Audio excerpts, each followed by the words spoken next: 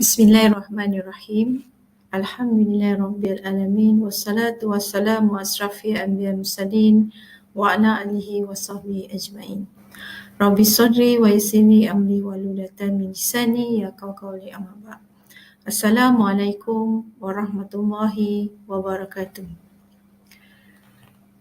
Tuan-tuan dan puan-puan yang saya hormati sekalian, pada hari ini saya mewakili rakan-rakan saya yang lain. Saya Puan Kamisa binti Sadikin selaku pembentang kertas kerja ini,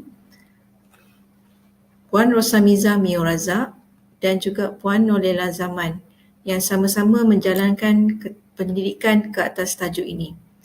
Tajuk pendidikan kami adalah kajian tentang tahap pengetahuan dan amalan hibah di kalangan ketua keluarga pelajar diploma Kewangan dan Perbankan Islam di Politeknik Nilai.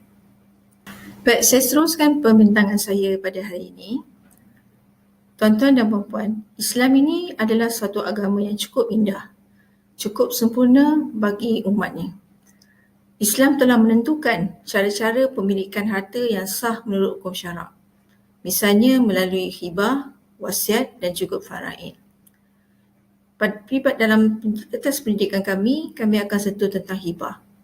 Hibah merupakan satu instrumen penting dalam perancangan harta menurut perspektif Islam. Uniknya hibah ini apabila dilakukan, dia tidak terbatas kepada orang Islam sahaja. Yang ketiga, kaedah perancangan harta melalui hibah kurang dikenali oleh masyarakat berbanding wasiat, kerana hibah tiada sebarang peruntukan atau akta yang khusus yang berkait rapat dengannya. Baik, saya teruskan lagi dengan pusaka yang belum dituntut oleh waris-waris yang berhak. Berdasarkan keratan-keratan akhbar dan juga statistik yang saya tunjukkan ini, berlaku masalah penimbunan harta beku yang mana tidak diuruskan oleh waris-waris yang berhak, dan jumlah ini meningkat hampir setiap tahun. Begitu juga apabila berlaku kematian, maka timbullah persoalan perebutan harta pusaka. Adik-beradik boleh bermasam muka, mungkin menimbulkan jenayah di kalangan ahli waris kerana berebutkan harta pusaka. Realiti tentang harta semasa hidup seperti mana saya paparkan di layar, di mana semasa hidup kita boleh menguasai, kita boleh melaksanakan apa jua transaksi. Tidak berlaku ketika kematian. Apabila berlaku kematian, proses-proses yang saya senaraikan di sebelah itu, maka tidak boleh dilaksanakan oleh sesiapa pun tanpa ada surat kuasa yang dikeluarkan oleh pihak-pihak tertentu. Jadi dalam objektif kajian kami ini, pertama kami mengenal pasti tahap pengetahuan responden berkaitan dengan hukum-hukum asas hibah. Kedua, mengenal pasti pengetahuan responden tentang perundangan hibah di Malaysia. Dan akhir sekali, mengenal pasti amalan hibah yang dilaksanakan oleh responden yang kami kaji. Persoalan kajian berkait rapat tentang 3 persoalan yang kami kemukakan tadi. Dari segi kepentingan kajian ini, kami melihat kajian ini sangat penting dalam memberi kesedaran kepada masyarakat Islam bahawa harta mereka boleh dibahagikan kepada waris semasa hidup. Dan mewujudkan satu kaedah yang berkesan bagi pelupusan harta dan memberi keuntungan serta manfaat kepada pemilik harta. Ketiga, mengurangkan kes dan juga masalah tonggakan yang berkaitan dengan pengurusan harta. Kami memfokuskan 3 aspek. Pertama, apakah itu hibah, bagaimana cara untuk melaksanakan hibah mengikut perspektif Islam, dan halangan-halangan dalam hibah yang mana menjadi satu masalah kepada masyarakat Islam. Batasan kajian ini seperti mana yang kami paparkan hanya khusus kepada responden yang kami pilih. Ketepatan dan kesahihan bergantung pada jawapan yang diberikan oleh responden, dan kebolehpercayaan dapatkan kajian adalah bergantung kepada kejujuran dan keikhlasan responden. Berikut saya paparkan kajian-kajian lepas yang dilakukan sejak 2006 dan mungkin sebelum itu pernah dijalankan. Cuma kami ambil yang terkini sehinggalah 2017. Okey, ini adalah kerangka kerja kajian kami. Dari segi metodologi kajian, kami melaksanakan pendidikan secara kuantitatif di mana kami menggunakan instrumen soal selidik dalam jawab ketiga persoalan yang kami cuba kaji. Dan apa yang tertera di layar sekarang ini adalah butiran tentang kajian yang kami lakukan di mana kami memilih responden di kalangan ketua keluarga pelajar bagi khusus Diploma Kewangan dan Perbankan Islam Politeknik Nilai Negeri Sembilan. Populasi kami berjumlah 272 dan sampel yang diambil dalam kajian ini adalah seramai 136 sampel. Menggunakan SPSS version 21.0 untuk menganalisa data yang kami perolehi, maklumat yang kami perolehi dengan melihat kepada kekerapan, peratusan dan juga skor min.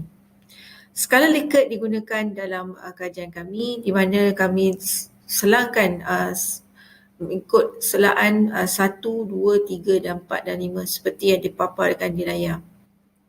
Menggunakan kaedah persampalan bertujuan dalam kajian ini dan menilai kebolehpercayaan setiap item yang kami senaraikan di mana nilai perkali alfa jika kurang daripada 0.6 tidak boleh terima tapi lebih 0.6 boleh diterima.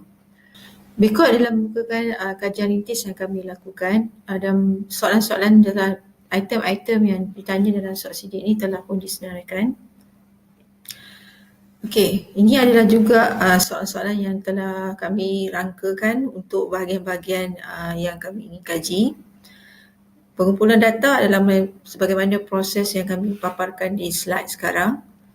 Dan bahagian A merupakan bahagian tentang responden yang kami kaji. Berikut adalah data-data yang kami perolehi semasa kami melaksanakan kajian berkenaan dengan latar belakang responden.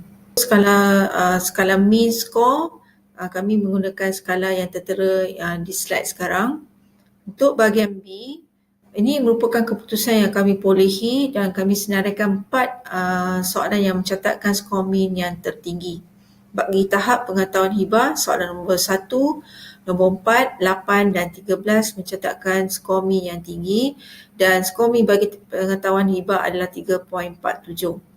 Bagi bahagian C berkenaan dengan perundangan di Malaysia, kekerapan peratusan adalah berdasarkan kepada item nombor 1, 2, 5 dan 6 yang mencatatkan 4 keputusan yang tertinggi dan mean skor bagi perundangan Islam Malaysia yang kami perolehi dalam kajian ini adalah 3.12.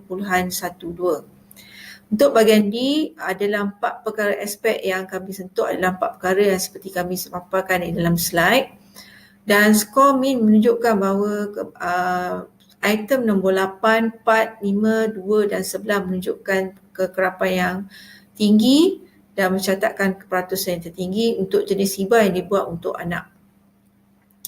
Bagi kaedah yang digunakan untuk hibah kepada anak, item bilangan soalan nombor 3, 9, 4, 12, 13 dan 10 sebagaimana yang terpapar di dalam slide, jumlah yang mencatatkan jumlah yang tertinggi adalah dokumen mereka membuat hibah ini secara lisan berbanding dengan yang lain.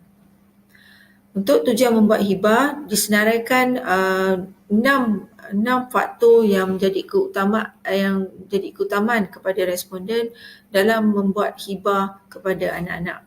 Jelas di sini menunjukkan mereka meletakkan bahawa anak-anak sebagai waris merupakan tujuan utama mereka membuat hibah kepada anak-anak. Untuk faktor-faktor penghalang, kita dapati masalah utama di kalangan responden adalah mereka tidak membuat dokumentasi hibah secara sah dan kebanyakan mereka tak tahu bahawa Majlis Agama Islam Negeri juga boleh membuat dokumen hibah. Kurangnya fatwa dan yang diterima makluman daripada Majlis Fatwa Kebangsaan dan begitu juga mereka tak tahu apa institusi yang menguruskan hibah. Okey, ini adalah keputusan skor min yang kami perolehi bagi kedua-dua pembuli hibah yang kami kaji dalam kajian ini. Dan sebagai kesimpulannya, tahap pengetahuan hibah bagi responden yang kami kaji adalah tinggi, begitu juga tentang perundangan hibah di Malaysia. Dan amanah hibah ni sebenarnya dilaksanakan di kalangan responden cuma dalam keadaan yang berbeza-beza mengikut keperluan masing-masing. Jadi ini merupakan cadangan kami untuk kajian akan datang dan juga untuk pihak-pihak yang terlibat dalam merealisasikan hibah sebagai instrumen perancangan harta bagi orang Islam. Sekian, terima kasih. Wabillahi taufiq wal hidayah. Wassalamualaikum warahmatullahi wabarakatuh.